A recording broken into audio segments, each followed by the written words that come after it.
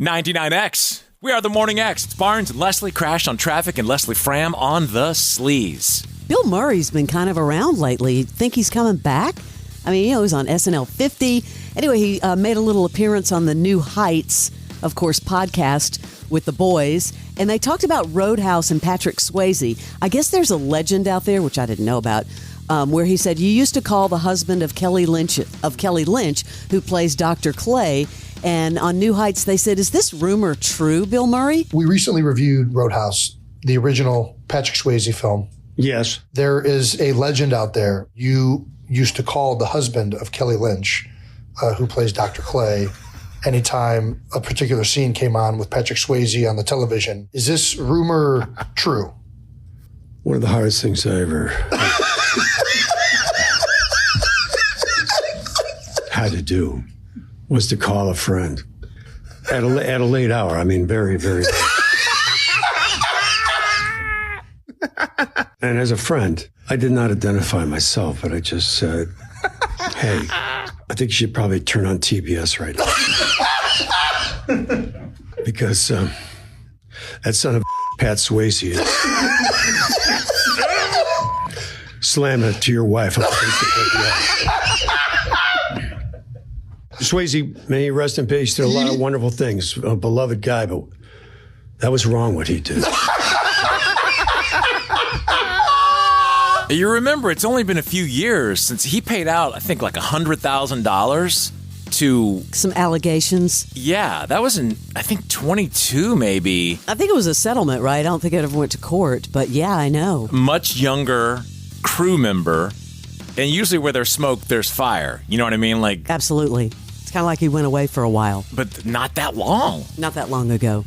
Just saw this, that Britney Spears paid $2.12 million in Dad's conservatorship legal bills. Do you remember her dad, Jamie, was accused of paying himself over $6 million under that conservatorship?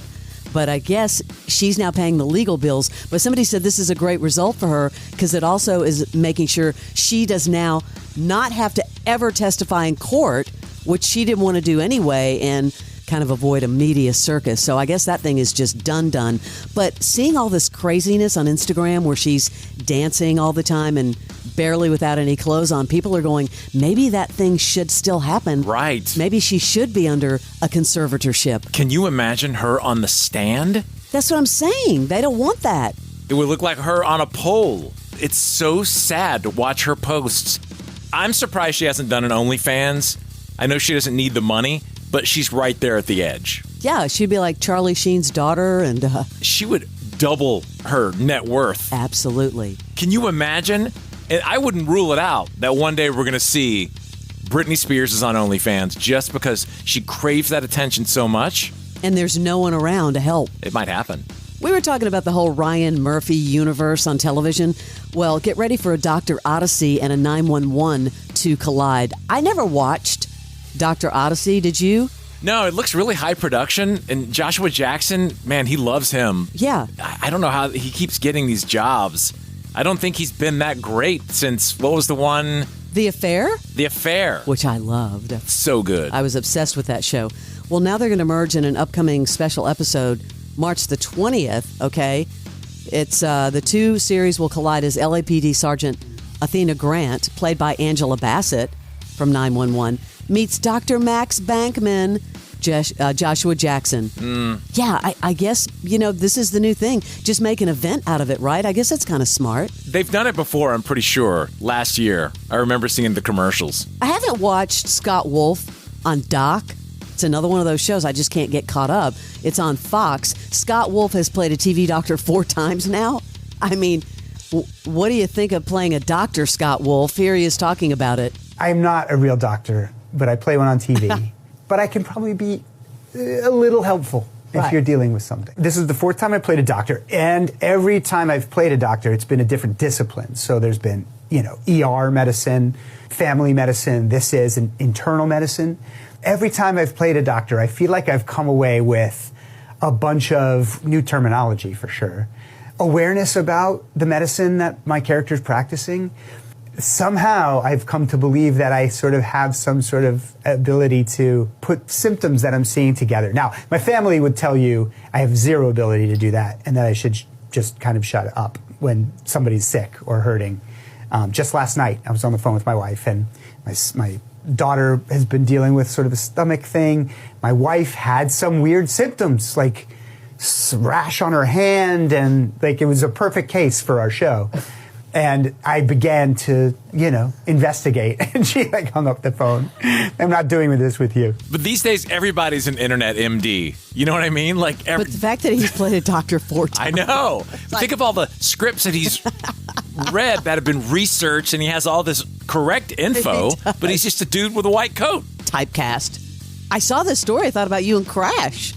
Netflix is going to invest $1 billion in Mexico over 4 years to produce movies. Really? Yeah, movies, TV shows. They said this country holds a special place in Netflix's own history. How about that, Barnes? Mexican flavored or just as a location? Location. That's just so hot. Can't imagine. They were talking about, I guess there's a studio there in one of the oldest and largest production facilities in Mexico. So they want to elevate those facilities. Good for them. I don't know. Putting money into the economy. $1 billion. So many areas in Mexico just aren't safe. And we saw it firsthand. When you see the dudes with the machine guns out on the curb, right? That's just really uneasy. There's still so many, the cartel everywhere. Scary. Taylor Lautner returning to the spotlight with the announcement of his new scripted series, Taylor Lautner, Werewolf Hunter. It portrays him playing himself as he becomes involved with a secret society of werewolf trackers.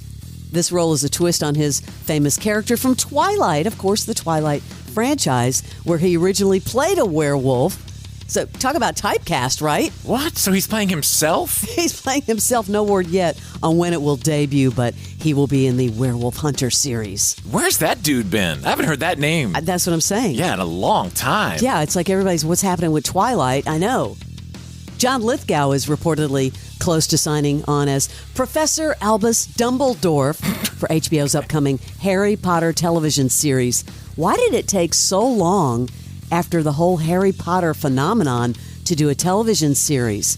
I guess 2026, the show will premiere on HBO. You want to talk about another spinoff? Makes sense.